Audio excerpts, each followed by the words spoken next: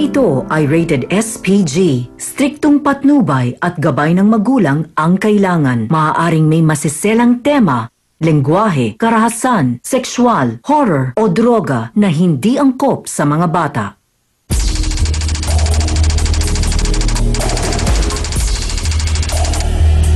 Ngayong umaga, mga lalaki, pinag-aagawan ang isang may edad ng babae. Nagulat na lang kasi ako nung bigla akong sinugod ni Otep dito sa court. Kasapakin niya ako.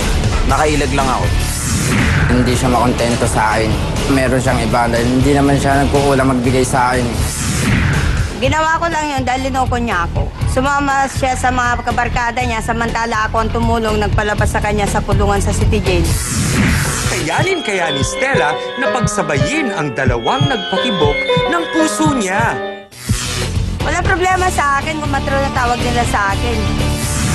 Dapat ako lang, hindi marami pang iba. Harapin natin at pag-usapan yan dito lang sa nag-iisang Barangay Hall on Air ng Bayan. Face to Face! Sausawera, Sausawera!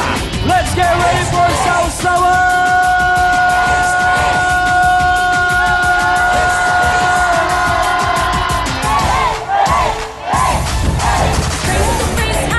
Harapan na naman tayo mga kapatid! Sugod na! Isang oras na naman tayo magsasama-sama dito sa Face to Face! Nako, ang ating mga bisita, sana nga'y magbate. Wala na sanang labanan.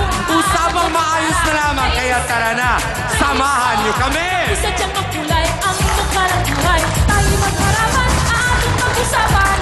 Aminan, awayan at mga kukrayan. Gusto mo bang makisaw-saw tara ng kaibigan? Mga kapatid, ano ba ang paborito sa umaga? Sinong sisipango? Sinong ngingiti?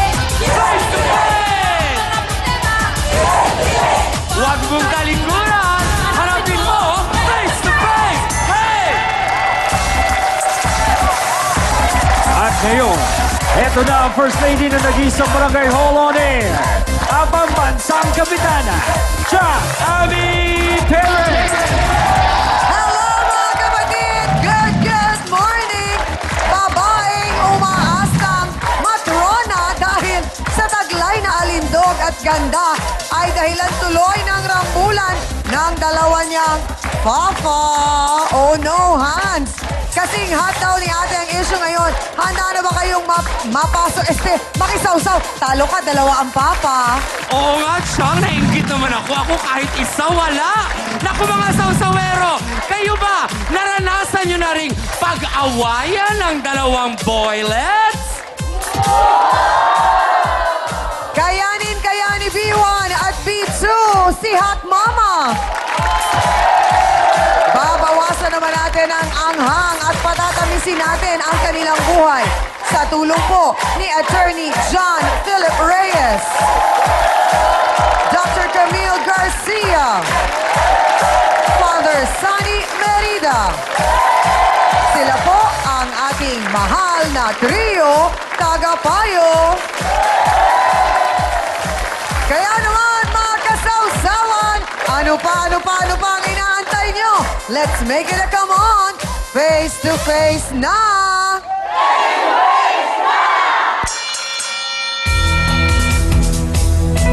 Galit na galit daw siya sa mga lalaking ginagawang parang palabigasan ang kanyang nanay o nanay-nanayan. Narito po para maglabas na ng sama ng loob, Geraldine Salanga. Pasok! Face to Face! Face to Face! Hi, Geraldine. Magandang umaga sa'yo. Magandang umaga rin po. Anong pangalan ng iyong nanay-nanayan? Stella Bergonia po. Stella. Ilang taon na si Nanay Stella? Mga 50 plus na po. 50 plus. Okay. Meron ba siyang karelasyon ngayon? Opo. Oh, anong pangalan? Ano po, si Otip yung una. Tapos yung pangalawa si Steve po. Oh, dalawa. Teka muna. Paano mo? Kasi ang sabi ko, nanay-nanayan mo si Opo. Ate Stella. So, paano mo siya naging nanay-nanayan? Doon po ako nakatira sa kanila. Bali po nagpapautang siya ng 5-6 sa amin. Ako po yung taga-singil at inuutusan niya sa lahat po.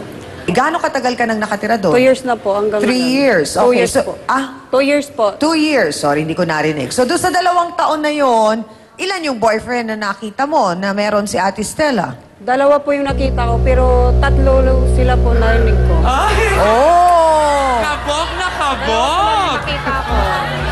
Sorry ka na lang, Hans. Oo nga. Nga.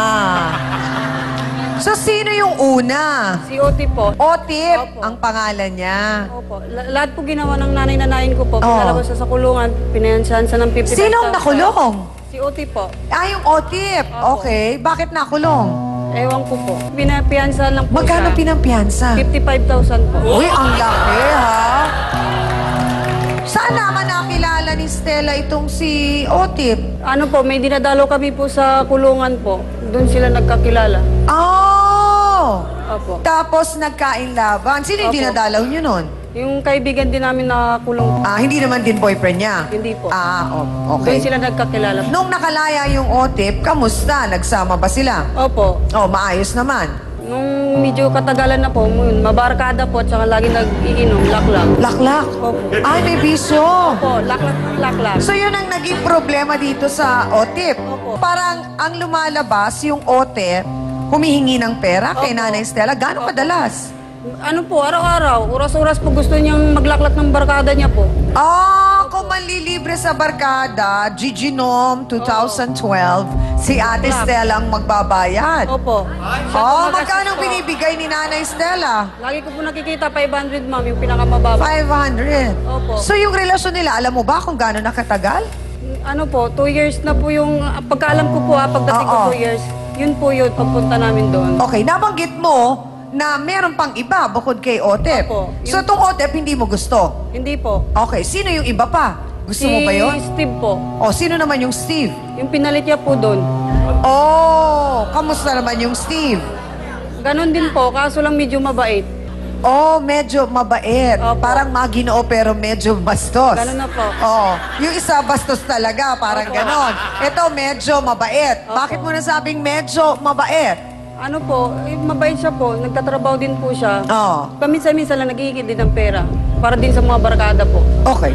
Abay, napag-alaman ko na itong Otep na hindi ka boto at itong bago nga, yung Steve, nagpang-abot. Bakit? sa basketballan Kung iniwalayan na yung isa, bakit iniwalayan ba talaga yung isa?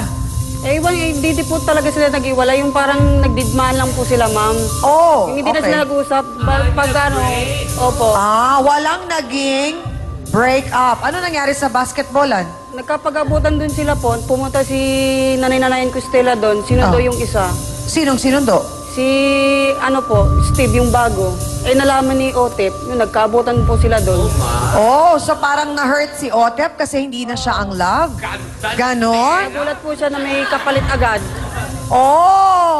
Eto na mga kasawsawan. Sino ba yung sinasabing Joseph na yan? Gwapo kaya? Aba. Natapakan daw ang kanyang pagkalalaki dahil nagawa siyang ipagpalit ni Hot Mama just like that sa mas batang lalaki. Aba, narito si Joseph Linggutan. Pasok!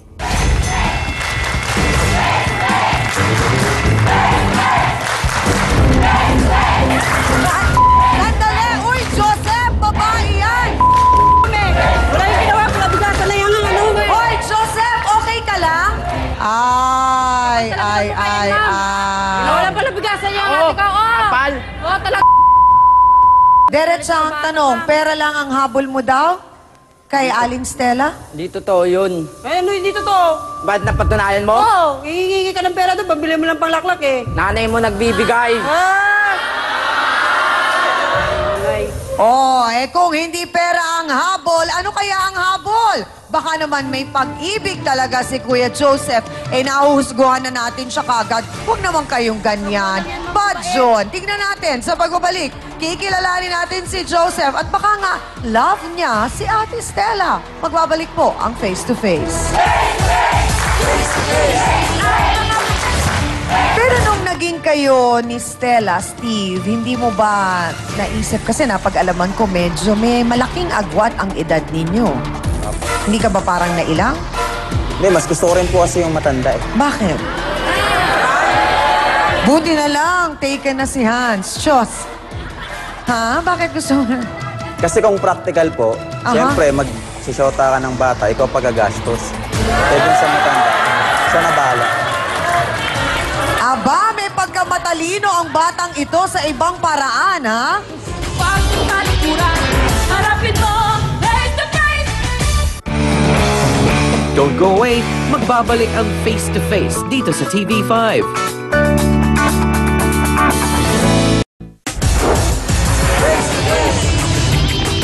Punong-puno nga po ng sama ng loob si Ate Stella at ang sabi niyo, sana hindi niyo na nagawang ilabas pa siya, Ate Stella. Sabi naman niya, nung paglabas niya, naging maayos po ang pagsasama ninyo. Parandalian lang yun, ma'am. Nagpagabad ka lang sa akin dahil alam mo na kaya ko lahat na oras. Kaya ko So parang ang sinasabi po ninyo, nung andun siya sa loob, parang binola lang po kayo, ganon? Wala ka naman na inatupag kundi ba ano? Ano, May yung mga barkada mo, ha? Kaya nga parang magselos ka eh. Ba't nagsiselos ka? Masaya, masaya. Ayun. Ano, bakla? Ha? Bakla ka ba? Hindi ka naman yata bakla, di ba? Siguro kasi, Joseph, ang pinanggagalingan ni Ate Stella ay ang... Selos ka pag babae kasama Sabi ko. mo sa akin. Okay. Kaya ba? So ang sinasabi mo, Joseph, wala sa lugar ang pagsiselos ni Ate Stella? Opo, ma'am. Gaano kadalas mo kasama yung mga kaibigan mo? Kung kasama ko lang mga barkada ko, selos siya. Buti kung babae kasama ko, magselos siya. Hintayin mo lang na makatulog ako. Geraldine, Nandun ka na anong sa nakikita labas. mo? Gaano kadalas Nandun kasama ka ni na sa Joseph labas. ang barkada? Araw, ma'am. Araw-araw. Pag nakakahingi ka lang sa akin ng pera, ano nangyayari? Puro alak! Puro alak! Pagkano magsuba Una ka po ng sa lahat, sandaan? Ate Stella. Ako magpupunas sa'yo? Ate Stella, una po sa lahat, bakit po ninyo siya pinyansahan? Nagbagawa sa akin yun sa kulungan nung nasa City Jail ho. Kasi no yung barkada ko pupunta doon, napasama ho ako. Siguro ang inisip ko noon, kapalaran ko makakuha rin ng matinong lalaki. Kahit doon ko sa loob ko kinuha, binuhay ko at binihisan. Nagpagkatao ng isang panandalian lang. Yun lang ang pinakita niya sa akin. Panandalian ka lang. Kaya hanggang dyan lang ang buhay mo. May binanggit po kayo kanina na hindi lang kay Joseph ang naging pagtulong ninyo, kundi hanggang sa pamilya niya. Opo. Paano po nangyari yun? Kasi noon linabas ko siya, dinala niya ako dun sa nanay niya. Ang sabi niya, mabuti natanggap ko raw sa edad ko na to at saka sa edad niya at meron siyang obligasyon dapat ng karapat-dapat na siyang gumawa. Pero ang sabi ko sa kanya kung talaga magbabago dahil yun ang pangako niya nung nasa City Jail siya. Lahat gagawin namin ang paraan para bumukod kami ng sariling bahay at suportaran ko yung mga kapatid niya. So ilang buwan pa lang po siya nakakalaya noon, bumalik na ulit sa barkada? Wala pa ho isang buwan, ma'am. Ba siya? Pinakiusapan ninyo? Nag-usap kami, ma'am, pero nagkarambulan kami. Sinampal niya lang naman ako sa harapan ng barkada niya sa inuman.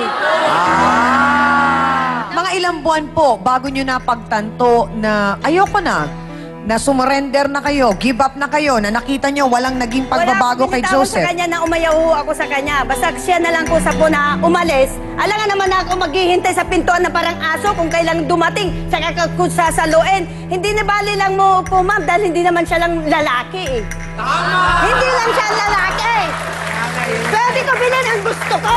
Hindi nga, yun nga Joseph ang punto eh. Hindi mo kasi nakita yung kahalagahan ng sinakripisyo ni Ate Stella para sa iyo. Alam mo naman, wala So akong baka anak, kinakailangan wala akong mawala ang asawa, isang bumukod sa tao akin, sa iyo ikaw lang bumukod sa mukha bago mo makita yung kahalagahan nun. Eh ngayon, nanggagalaiti ka na dahil napunta na si Ate Stella kay Steve. Naging kayo na po, Ate Stella. Kami po. Alam po ba ni... Sabay hawak. Kami po. Nung sinabi ko lang na tapos ngayon nakilala mo si Steve, ba gano'n na kagad sa kamay? Pero Ate Stella, alam mo ba ang totoong kwento dahil kinuwento lang sa amin ni Steve kanina, nagpustahan sila ng magkakaibigan at siya ang nanalo sa pustahan. Hindi po. Nagpustahan sila noon at sinasabing kung sinong parang matitipuhan ninyo mananalo ng 500. Wala po alam dyan, ma'am, kasi hanggang ngayon kasama ko pa rin siya. Hindi siya naman lumalayas eh. Siya naglalaba. Pagka dumadating ako, naglalaba na. Nagluluto. So ano po ang pinagkaiba ni... Pangit man magkumpara, ha? Pero ano po ba ang pinagkaiba ni Steve at ni Joseph? Malaki ho pa nagkaiba, ma'am, kasi pagka dumadating na ako, nakaredy na yung pampaligo ko, nakaluto na siya, at saka sa lahat, hindi niya ako kinakahiya na ibuhatin ako sa buong mundo. So ano naman po ang nagustuhan ninyo kay Steve? Mabait siya, at saka mapagmahal, malambing. Kahit anong oras na pagod siya, kung maglambing ako, binibigay niya yung gusto ko. Oh!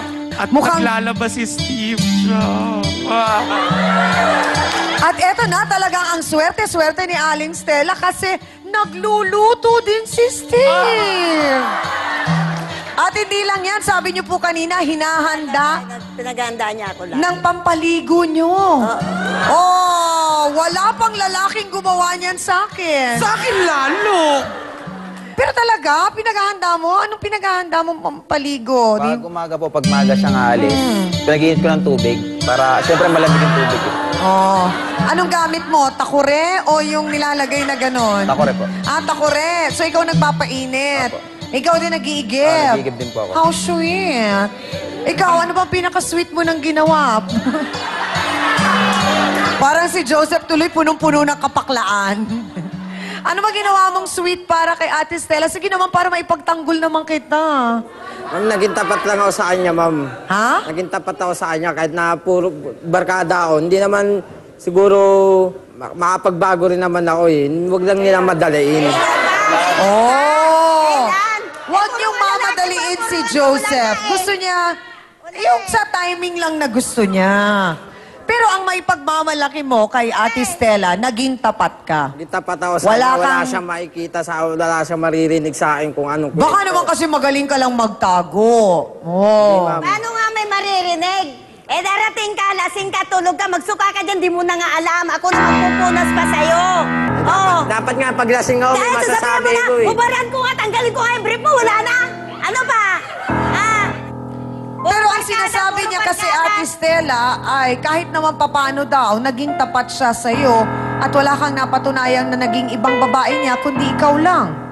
Wala nga po, ma'am, naging babae niya, pero puro lalaki naman, gabi-gabi, araw-araw. Palagay mo sa akin, baka Wala namang hindi O ginagawa. eto na ang tanong, mga kapatid. Alam kaya ni Aling Ella o Ate Stella na ang karelasyon niyang si Steve ay my girlfriend pala. Oh no, oh no! Sino si Marlene Lim? Pasok!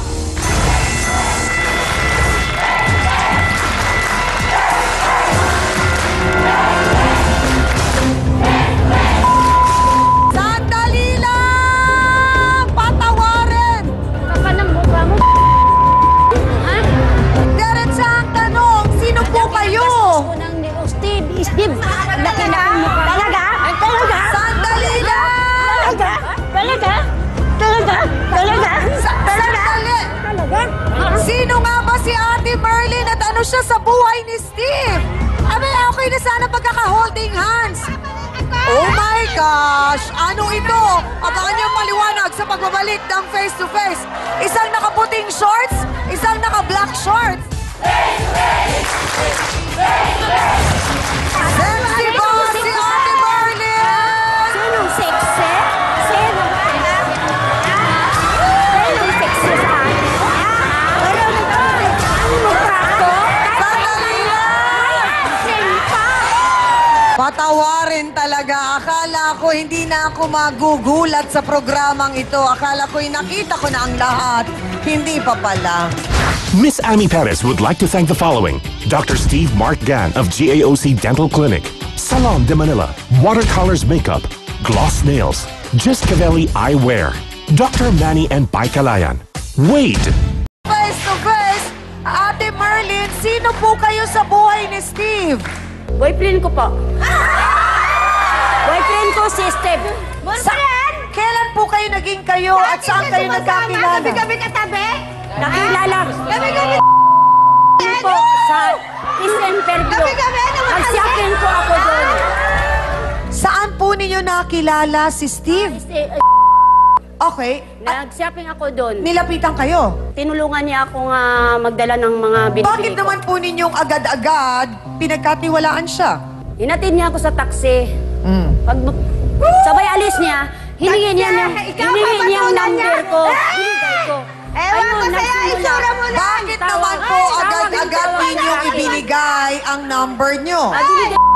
Kasi siyempre, ayos naman ang paghingi niya. Di naman ako gusto kong makikaibigan. Sandali lang.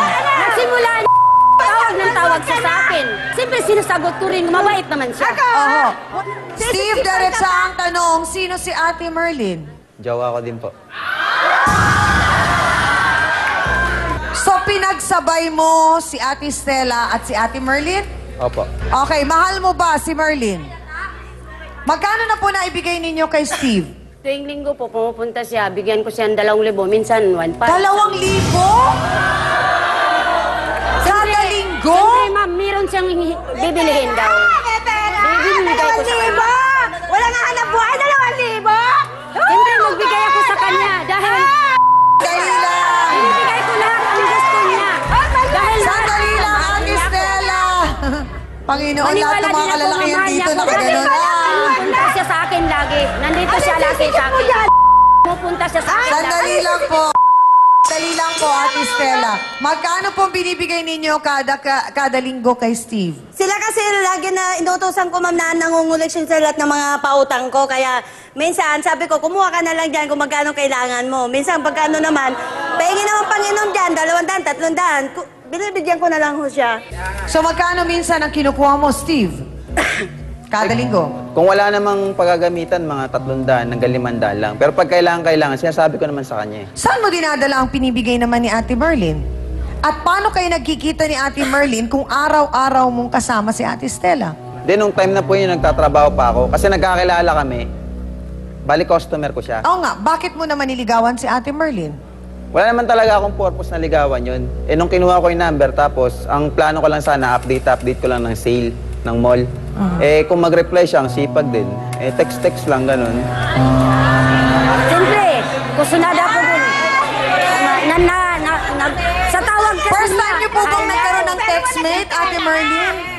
Nahulog din loob ko sa kanya kasi mabait siya eh. Oh, gaano na po kayo katagal ni Steve? Pag pupunta siya sa bahay, di magsalo kami ng pagkain. Tapos maglambingan, mahal siya.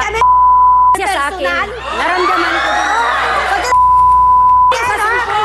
Simula nung nagkakilala kami, lagi kami magkikita. Sandali lang. Natahimikan. Diretsa ang tanong, pinagpapakulo din po ba kayo ng tubig sa takure ni Steve? Hindi na magawa sa'yo! Hindi po, naramdaman ko na mahal ng din niya ako. Pinaghahain po kayo ng pagkain? Opo. Pinag-iigib kayo? Siya nga magkukusot! Pinupunasan ko rin yan. Pinapakain ko, pinupunasan. Ano pong tawagan ninyo? Pinamasahe ko yan sa bahay. Ano pong tawagan ninyo ni Steve? Babes po, mahal. Kasi mahal na mahal ko siya eh. Mahal ang tawag namin. Kaya mahal na tawag, mahal kasi ang paninda. Ayos, direct, di ba? Parang 70s na 70s lang. Babes, with an S. Ano naman pong pinangako sa inyo ni Babes with an S? Nangako siya sa akin na mahalin niya ako habang buhay. Oh! Bakit nandito sa akin? Mahalin ka niya habang buhay. Naniwala din ako dahil... Diretsa ang tanong, Steve. Marunong gumiling? Hoy, sawang-sawa sa akin yan. Malaki, masarap, magdala sa kama siya. Marunong ka ba? Tama na po, Ate Stella. Tuyok ka na, wala ka nang dugo. Tuyok na, wala nang gana.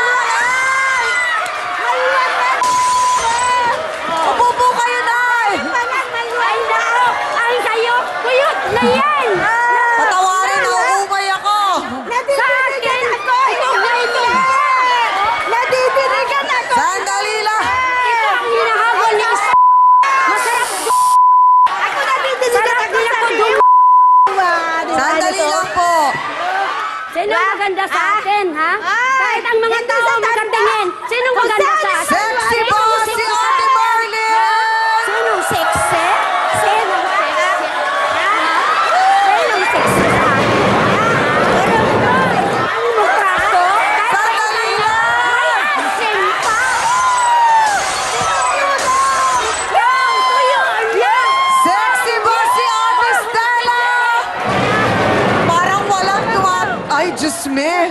Wala sa mga tao kung sino maganda sa atin. Ako. Marunong ka? Hindi, pag mayabang. Gusto ko na kumain ng pananghalian. Nauumay ako. Marunong ka ba? Dali lang. Wala, hindi ka marunong. Eto na ang gusto ko ngayon malaman. Steve, eto ngayon ang tanong ko. Maliligo si Ate Stella at si Marlene. Kanino mo ngayon ibibigay ang takure na may mainit na tubig? Kay Ate Stella o kay Ate Merlin? Kay Stella. Laki ng gastos ko sa'yo. Binuganyan lang. Sandali lang po!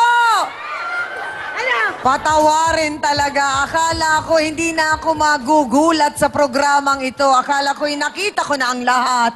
Hindi pa pala. Hi, kahit po tayo medyo nagkaroon ng mga puntong nagkatawanan, pero marami po tayong dapat pag-isipan sa ating kwento ngayong umagang ito. Dahil malinaw na merong naging parang panloloko dito, pang-aabuso, at parang panggamit din, panggagamit. At nakasakit din tayo ng damdamin ng iba. May damdamin din naman, Steve, si Ate Merlin, nasasaktan din siya. Nasasaktan din si Joseph na nakikitang niloloko ka, Ate Stella, nitong si Steve. Pero alam kong nasasaktan ka din na patuloy na nagiging pariwara ang buhay ni Joseph. So para matuldukan na ang lahat ng yan at maliwanagan kayo, kayo po'y kakausapin na ng ating trio tagapayo. Ibig sabihin po, hindi po talagang totoong pagmamahal na nararamdaman niya para sa inyo. Ako ng Panginoon po na maaga pa nalalaman ko na. Opo, kaya maganda po na... Hindi na habang buhay lulukuhin. Hindi maaaring gawin mo yan sa ibang pag nakahanap ka na ibang pagkakataon na sabihin na natin mas mayaman kay Aling Stella. Pwede mo siyang lokohin. Ano ba talaga mo, Aling Stella? Oo. Baka mamaya niloloko ka rin ito. Huwag kang magsalita ng tapos, sasabihin mo, panghabang buhay na kayo magsasama. Attorney John, kamusta naman po yung naging counseling natin sa ating mga bisita? Ayos naman po siyang Ami, si Joseph naman, saka si Aling Merlin ay handa na magpatawad at sabi nga po nila, tanggap na raw po nila ang nangyari. Na ang pinili talaga kay Aling Merlin, ang pinili ni Steve ay si Aling Stella. At kay Joseph naman, tanggap na raw niya na yung sabi ko nga sa kanya, dapat kung makakita siya ng babae na mamahalin niya, dapat siya ang magsumikap at magtrabaho para dito. Para naman maipakita niya ang totoong pagmamahal niya sa babaeng kanyang mapipili.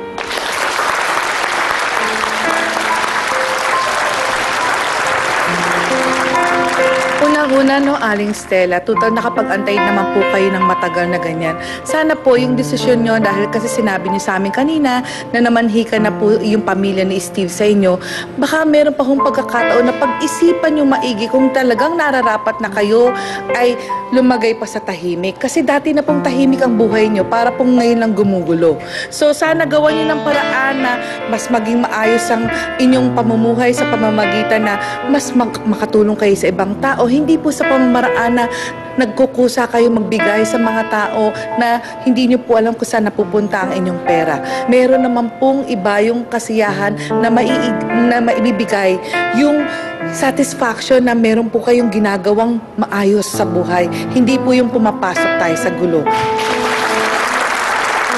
Kaya Aling Stella, sana yung sinasabi mong mahal mo si Steve at kayo'y magpapakasal dahil namanhikan na ang magulang mo ay magulang ni Steve sa'yo, ay sana'y sigurado ka na. Pero tingnan mo muna ang puso ni Steve kung talagang lahat ng parte ng puso ni Steve ay nakasulat ang pangalan mo. Pero baka mayroon pang ibang pangalan naroon katulad ni Aling Merlin. Kaya siguraduhin mo rin. Dahil ang buhay at pag-ibig po ay kung totoo nga, tunay nga ay hanggang sa iyong kamatayan ay nariyan pa rin ang pag-ibig. Sana naman ay